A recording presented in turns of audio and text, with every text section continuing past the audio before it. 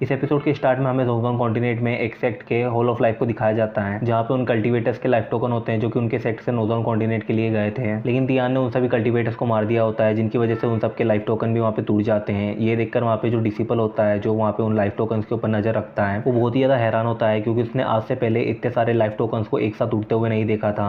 इसलिए वो डिसिपल तुरंत ही ये बात जाकर अपने सेक्ट के एल्डर्स को बताता है। जब उन सेक्ट के एल्डर्स को ये बात पता चलती है तो उन्हें समझ में नहीं आता है कि नोजोंग कॉन्टिनेंट में आखिर ऐसा भी क्या हुआ जिसकी वजह से उनके सारे लोग मारे गए हैं। इसलिए वो सभी एल्डर जोंगजांग कॉन्टिनेंट की दूसरी एकेडमी या फोर्स से इस बारे में बात करने की कोशिश करते हैं, ताकि वो जान सकें कि नोजोंग कॉन्टिनेंट में आखिर ऐसा भी क्या हुआ है जिसकी वजह से उनको अपने इतने सारे लोगों को खोना पड़ा है। इसलिए जब वो एल्डर वहाँ पे दूसरी फोर्सेस से इस बारे में पूछते हैं तो उन्हें पता चलता है कि उनका भी यही हाल है और उनके भी सभी लोग मारे गए हैं। और जब ये बात पूरे जोंगजांग कॉन्टिनेंट के सेक्ट्स में फैलती है तो वो सब बहुत ही ज़्यादा हैरान होते हैं और सदमे में होते हैं, क्योंकि जोंगजांग कॉन्टिनेंट के लगभग सभी पावरफुल फोर्सेस ने लॉन्गेटिविटी रिलम के एल्डर्स के साथ अपने पावरफुल कल्टीवेटर्स और जीनियस को वहाँ पर भेजा होता है, और उनके इस तरह मर जाने की वजह से उन्हें वहाँ पे काफ़ी ज़्यादा नुकसान हुआ होता है। इसलिए वो वहाँ पे तुरंत इस बारे में सब कुछ पता करने की कोशिश करते हैं। फिर हमें एक पैलेस को दिखाया जाता है जिसके अंदर हम कुछ कल्टीवेटर्स को देखते हैं जो कि एक दूसरे से बात कर रहे होते हैं और कहते हैं, नोजोंग कॉन्टिनेंट में हमारे सेक्ट के साथ जो कुछ भी हुआ है, क्या तुम लोगों को उसके बारे में कुछ भी पता चला? ऐसा कहते हुए कुछ एल्डर्स वहाँ पे एक दूसरे से ये सब पूछ रहे होते हैं और नोजोंग कॉन्टिनेंट में उनके लोगों के साथ जो कुछ भी हुआ होता है उसके बारे में बात कर रहे होते हैं। तभी वहाँ पे एक एल्डर उन सभी को बताता है कि हमारे सेक्ट के सभी लोग वहाँ पे मारे जा चुके हैं, लेकिन मैंने दूसरे सेक्ट से इस बारे में बात करने की कोशिश की है जिनके कुछ लोग वहाँ पे बच गए हैं, और उन्होंने इस बारे में बताया है कि ये सब के पीछे जिनजियान एकेडमी का हाथ है। जब वो सभी एल्डर वहाँ पे जिनजियान एकेडमी का नाम सुनते हैं तो वो बहुत ही ज़्यादा गुस्सा हो जाते हैं और कहते हैं, तो इन सब के पीछे जिनजियान एकेडमी का हाथ है, आखिर उन लोगों की हिम्मत कैसे हुई हमारी एकेडमी के लोगों पर हमला करने की?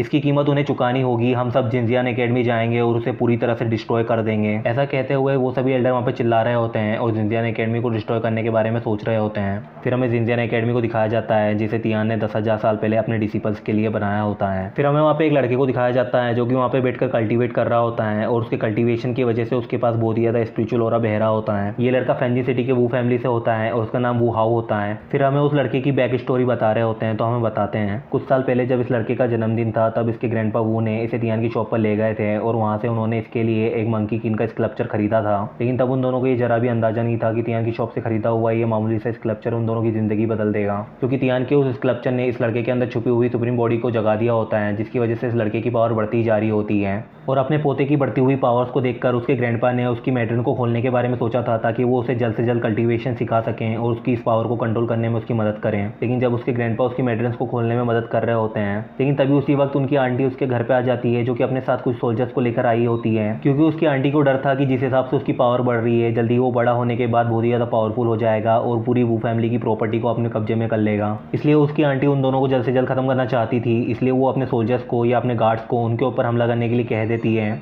उन गार्ड्स को हमला करते हुए देखकर अपने पोते को बचाने के लिए उस लड़के के ग्रैंडपा उन सभी गार्ड्स से लड़ना शुरू कर देते हैं। लेकिन वो सभी गार्ड्स बहुत ही ज़्यादा पावरफुल होते हैं, जिसकी वजह से उस लड़के के ग्रैंडपा उन सबसे लड़ नहीं पाते हैं और वो काफ़ी ज़्यादा जख्मी हो जाते हैं। लेकिन अपने पोते की जान बचाने के लिए वो ग्रैंडपा तुरंत ही अपने पोते को लेकर वहाँ से जंगल की तरफ भाग जाते हैं। लेकिन वो गार्ड्स जंगल में भी उनका पीछा करते हैं और जंगल में उन्हें ढूंढ रहे होते हैं। उन गार्ड्स को इस तरह खुद को ढूंढते हुए देखकर वो ग्रैंडपा अपने पोते को लेकर जंगल में ही कहीं छुप जाते हैं और उन गार्ड्स के वहाँ से जाने का इंतजार कर रहे होते हैं। हालांकि उस लड़के के ग्रैंडपा बहुत ही ज़्यादा जख्मी होते हैं, इसलिए वो ज़्यादा देर खुद को नहीं संभाल पाते हैं और वो कुछ ही टाइम बाद मर जाते हैं, जिसकी वजह से वू हाउ वहाँ पे बहुत ही ज़्यादा डर जाता है और रोते हुए वो वहाँ पे अपने ग्रैंडपा को जगाने की कोशिश कर रहा होता है। तभी हम वहाँ पे एक कल्टीवेटर को देखते हैं जो कि अपनी स्वॉर्ड पे फ्लाई करते हुए वहाँ से कहीं जा रहा होता है। ये कल्टीवेटर जिनजियान एकेडमी का एक एल्डर होता है जो कि बायुन को नोजोंग कॉन्टिनेंट में छोड़ने के लिए आया था, ताकि वो उसे प्रिंस वूजिन की नज़रों से दूर रख सके। लेकिन जब वो एल्डर वापस अपनी जिनजियान एकेडमी की तरफ लौट रहे होते हैं, तभी उन्हें जंगल से अपनी जैसी स्पिरिचुअल एनर्जी महसूस होती है, जिसको देखकर वो बहुत ही ज़्यादा हैरान होते हैं और उस ओर जाने लग जाते हैं, जहाँ वो पहली बार वू हाउ से मिलते हैं। और वू हाउ की स्पिरिचुअल बॉडी को देखने के बाद वो उसे अपना डिसेबल बनाने के बारे में सोच लेते हैं। इसलिए वो वहाँ पे वू हाउ के ग्रैंडपा का फैनरल करवाते हैं और उसे अपना स्टूडेंट बनकर अपने साथ चलने के लिए कह रहे होते हैं। और वू हाउ भी कल्टीवेशन सीखना चाहता था, इसलिए वो उस एल्डर का स्टूडेंट बनने के लिए तैयार हो जाता है और उनके साथ जिनजियान एकेडमी आ जाता है। और तब से वू हाउ जिनजियान एकेडमी का डिसिपल बन जाता है और जिनजियान एकेडमी में सबसे छोटा होने की वजह से सभी उसे बहुत ही ज़्यादा प्यार करते हैं और उसका ध्यान रखते हैं। फिर हमें बताया जाता है कि वू हाउ को लगभग 1 साल पहले उसके मंकी स्कल्पचर से किसी तरह की आवाज़ आना शुरू हो गई थी, इसलिए वो उन आवाज़ों को ध्यान से सुनने लगा, जिसकी वजह से उसका कल्टीवेशन और भी तेज़ी से बढ़ता गया। और कल्टीवेशन बढ़ने के साथ साथ उसके दिमाग में लड़ाई की बहुत सारी टेक्निक्स भी आ गई, जिसकी वजह से उसकी फाइटिंग पावर भी बहुत ही ज़्यादा बढ़ गई। फिर हम वहाँ पे वू हाउ को देखते हैं जो कि वहाँ पे जोर से चिल्ला रहा होता है, और जोर से चिल्लाने की वजह से उसकी सारी स्पिरिचुअल एनर्जी बाहर आ जाती है और बाहर आके वो सभी एनर्जी वहाँ पे मंकी किंग की तरह दिखने वाली एक स्पिरिचुअल बॉडी में बदल जाती हैं। ये देखकर वू हाउ वहाँ पे बहुत ही ज़्यादा खुश होता है और अपने हाथ में मंकी किंग के स्कल्पचर को लेकर वो कह रहा होता है, तुमने हमेशा मेरी बहुत मदद की है और तुम्हारी मदद की वजह से ही मैं इतनी जल्दी डिवाइन फायर रिलम तक पहुंच पाया हूँ। ऐसा कहते हुए वो हाउ मंकी किंग के स्कल्पचर को उसके कल्टीवेशन को इतनी तेजी से बढ़ाने के लिए थैंक्स कह रहा होता है। लेकिन तभी वहाँ पे पूरी जिंजियन एकेडमी बहुत ही बुरी तरह से हिलना शुरू कर देती है। ये देखकर वो हाउ बहुत ही ज्यादा हैरान होता है क्योंकि पूरी की पूरी जिंजियन एकेडमी हवा में फ्लोट कर रही होती है। इसकी वजह से वहाँ पे भूकंप आना नामुमकिन होता है। इसीलिए वो हाउ वहाँ पे परेशान होते हुए इधर उधर देख रहा होता है। तभी वो वहाँ पे किसी तरह के डार्क क्लाउड को बनते हुए देखता है जिन्हें आज से पहले उसने जिंजियन एकेडमी में कभी नहीं देखा था।